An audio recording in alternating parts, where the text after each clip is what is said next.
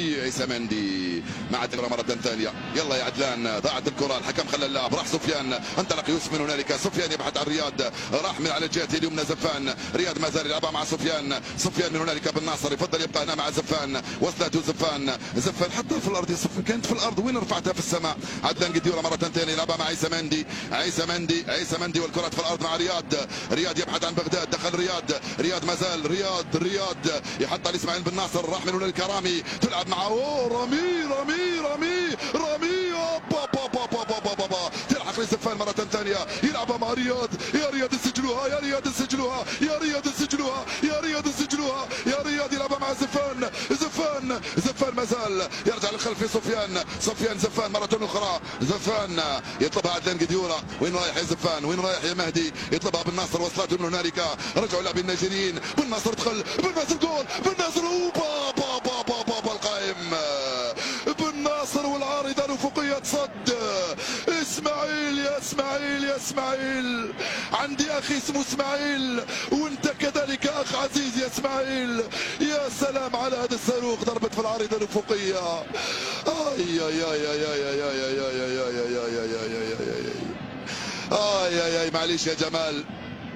معليش يا جمال، الكرة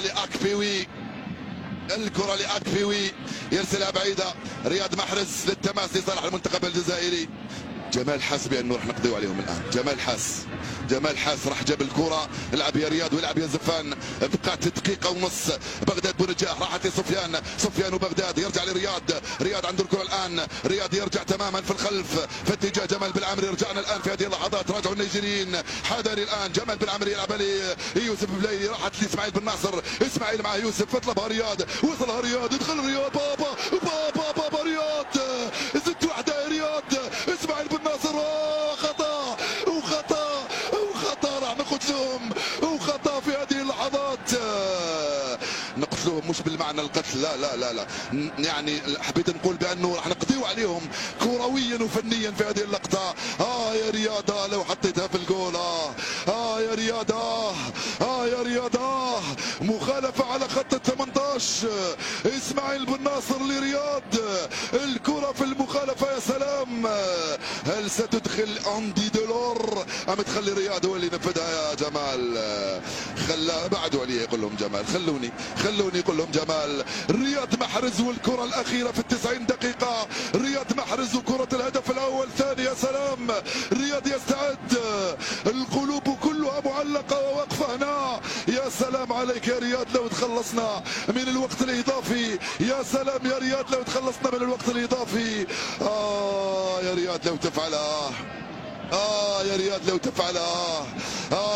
لو تفعلها، المخالفة بين رياض محرز ويوسف بليلي هي الكرة الأخيرة والفرصة الأخيرة، الحكم يقول لكم كصمة، لازم تحترموا المسافة القانونية، غير محترمة المسافة سيد الحكم، رياض محرز يستعد لتنفيذ هذه المخالفة، حطها في الجول يا رياض، حطها في الجول يا رياض،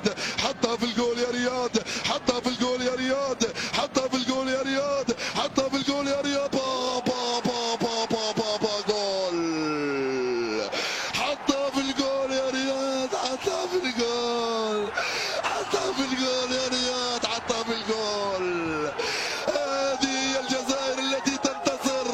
هذه الجزائر التي تخسر ولا تنكسر، هذه الجزائر التي تنتفض أبنائها من أجل بنائها، الجزائر التي يبكي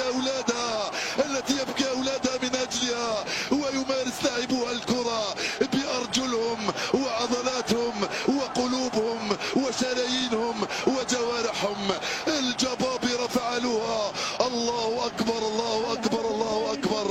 تحيا الجزائر، الله أكبر، تحيا الجزائر. هذا هو الرياض اللي قلت عليه، ما يعرفش يلعب الكرة في أصعب الظروف، يكتب التاريخ عناصر المنتخب الجزائري، نعم يكتبون التاريخ